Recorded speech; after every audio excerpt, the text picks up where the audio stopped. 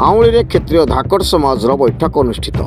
ନବରଙ୍ଗପୁର ଜିଲ୍ଲା କୋଷାକୁମୁଡ଼ା ବ୍ଲକ ଅନ୍ତର୍ଗତ ଆଉଳିରେ କ୍ଷତ୍ରିୟ ଧାକଡ଼ ସମାଜର ଏକ ଗୁରୁତ୍ୱପୂର୍ଣ୍ଣ ବୈଠକ ଅନୁଷ୍ଠିତ ହୋଇଯାଇଛି। ଜିଲ୍ଲା ସଭାପତି ସୁରେନ୍ଦ୍ର ନାୟକ ମଞ୍ଚ ପରିଚାଳନା କରିଥିଲେ। ମୁଖ୍ୟ ଅତିଥି ଭାବେ ଜିଲ୍ଲା ସଭାପତି ଚକ୍ରଧର ସିଂ, ମୁଖ୍ୟ ବକ୍ତା ଭାବେ ସାଧାରଣ ସମ୍ପାଦକ ସୂର୍ଯ୍ୟବଂଶୀ ଜୟନ୍ତ ପାତ୍ର, ବିଶିଷ୍ଟ ଅତିଥି ଭାବେ କାର୍ଯ୍ୟକାରୀ ସଭାପତି ଧନେଶ୍ୱର ସିଂ, ଉପସଭାପତି ପଦନ ନାୟକ, ଲକ୍ଷ୍ମୀନାରାୟଣ ପାଣ୍ଡେ, ମନମୋହନ ସିଂ ଓ ମାର୍ଗଦର୍ଶକ ଦେବଚନ୍ଦ୍ର ଧାକଡ଼ ମଞ୍ଚାସୀନ ଥିଲେ।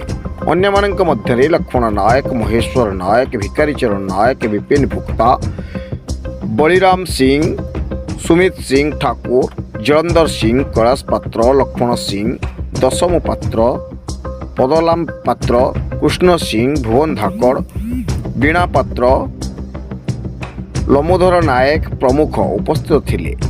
କାଶୀରାମ ନାୟକଙ୍କୁ କୋଷାକୁମୁଡ଼ା ବ୍ଲକ ସଭାପତି ଭାବେ ମନୋନୀତ କରାଯାଇଥିଲା।